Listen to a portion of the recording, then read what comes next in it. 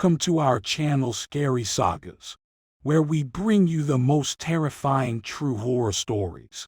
Today, we have 3 bone-chilling stories that will make your blood run cold. These stories are based on real events and have been passed down among the people. Are you ready to hear the ghastly ghosts and demonic spirits that still roam the deserted halls and paths? At the beginning of my profession, as a psychiatric nurse, I worked at a residential mental health hospital.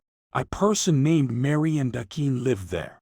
He was mute by choice, which simply implies that there were no psychological reasons why he couldn't, wouldn't, or would not speak. When he first talked, he appeared to be perfectly typical, with the noteworthy difference that he was about 7 feet tall. He was up in the deep South and enlisted in the military at the age of 19. He was posted someplace in the South after boot camp. He simply vanished one evening. Years went by during which he was listed as AWOL until ultimately being listed as missing and deceased.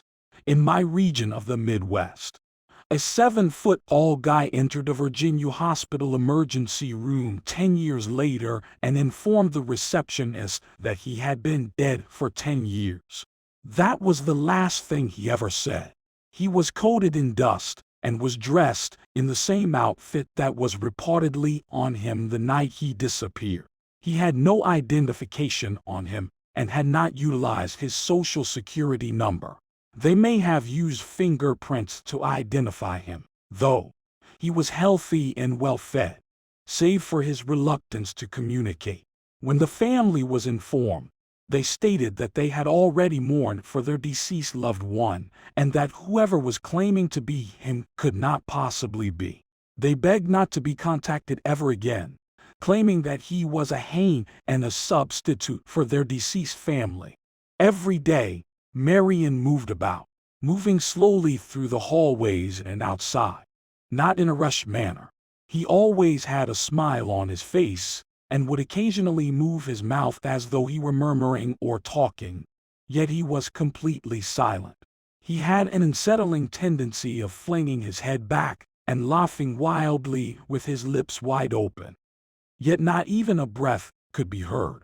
He would go dine in the dining room if instructed to do so. However, he never showed signs of hunger if no one warned him and continued to pace. If given a cigarette, he would smoke it in an incredibly formal manner, almost tenderly, if you know what I mean. However, he never seemed to want cigarettes. The man has no desires. If I spoke to him, he seemed to listen because he occasionally threw his head back in a way that mimicked laughter.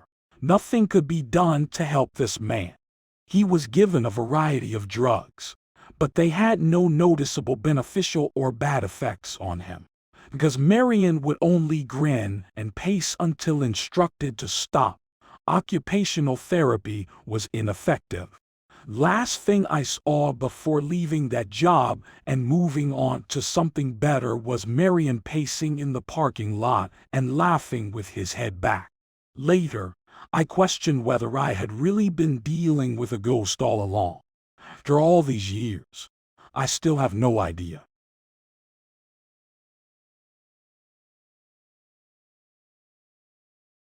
I was traveling cross-country in a car with my mother and sister. My mother was in her 50s, my sister was 20, and I was 16. Even though it was late, we were still refreshed and awake. We pulled over at the only rest station in 200 miles while we were traveling down an expressway because we needed petrol and they wanted to use the restroom. A little gray compact vehicle, perhaps a Honda Accord or some such trash, was parked at the pump in front of us along with a van full of youngsters on some sort of road trip. 2 young lads, between the ages of 17 and 20, were frozen to the spot outside the Honda. To our left were the young people. When we arrived, everything seemed off. We hadn't had such a profoundly disturbing sense at any other rest break, but it was there here. We had been traveling for days and had passed by several rest spots at night without once feeling threatened. I waited in the car while my mother and sister went inside. The youngsters departed quickly after saying they were frightened and unable to get the pump to function. I was mostly focusing on the automobile in front of me and the two men who had made absolutely no movement. 0 inches. They were not conversing. Their phones were off. Only the weak overhead lights on the gas station awning provided any illumination. They were simply standing there, still as marble. The two men turned to stare at us slowly without moving or turning the rest of their bodies. And I swear to fucking crap, we all noticed the same thing. They had eyes as black as pitch and hollow. My sister and mother sprinted back out to the car to meet them. Actually bare, just a filthy nothingness. Not even dark or reflecting any light at all. We scheduled it. We have never gone faster than 100 miles per hour before or since. But that day was justified. Before getting back in the automobile, we traveled till we were in the next city. And do you know what's worst fucking thing? Not the eyes, not the silence, not that awful sensation, and not the strange man in the gas station who kept repeating, "My mommy would like you," while he mopped the same area on the floor with a dry mop and an empty bucket. It was the fact that we were unable to locate the location on any map. We knew exactly where to look on the highway, but neither Google Maps nor any printed maps we had could help us. Inquiries like, "Are you sure you weren't going on highway and not interstate? And are you sure you weren't traveling on the spooky petrol station out on that stretch of road?" were even made to the locals. Since then, we have driven on the highway and there has never been a rest station.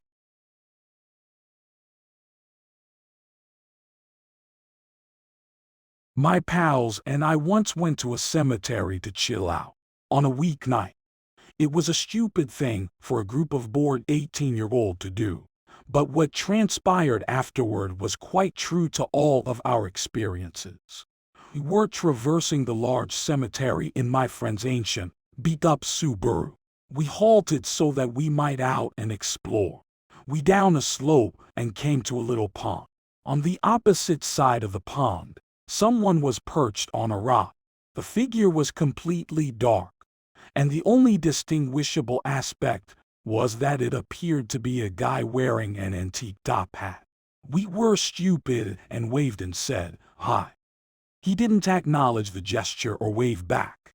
The man sat still on the rock. He suddenly sprung to his feet, began to sprint toward us on the water, and then disappeared in thin air halfway across the pond. I yelled, and my buddies and I hurried back to her car. We all witnessed it happening, though I didn't want to accept what we saw. We returned to her car and made an effort to start it. It refused to start. We were all panicked and really scared as we frantically tried to start it. We then heard some thumping coming from the back of the automobile. Although it wasn't steady, we could hear it around every few seconds. We couldn't see anyone outside in pitch black, but the automobile was making noise. I'm now having a full-blown panic attack and yelling and begging for them to get us out. Fortunately, my companions appeared to be less anxious than I was, which helped to calm me down. They appeared to be equally as terrified, if more pale-faced and mute. If it weren't for the car's pounding, we would have abandoned it in the cemetery and taken the long walk to the exit. We were reluctant to exit and go. The banging abruptly ceased after roughly a minute. I decided, I'll contact my mom to come to give us a boost. No one thinks sensibly when they are in a panic, so I'm not completely sure why none of us had the idea to call earlier. We had been back in her car for 15 minutes at this time. As soon as I picked up my phone and dialed, I discovered I had no service. We were all without mobile service. After exchanging back and forth conversation for a few more minutes while trying to determine what to do, We opted against getting out of the car since whatever was outside was not something we wanted to confront. The subsequent 30 minutes were spent attempting to start her automobile. After that, no thumping was heard, but the air seemed oppressive to us. It was almost as though it put pressure on our chests. Because I've never experienced something like that before, it's quite difficult to describe. When her car finally started, she pressed the gas pedal all the way down. We left the cemetery very quickly. All of our phones had mobile coverage as we passed the gates. I'll never be able to explain why certain things occurred or what caused any of this. There was someone or something out there. And it wasn't an animal or a person. That much I am positive of. They seem to like that these stories will leave you with more questions than answers.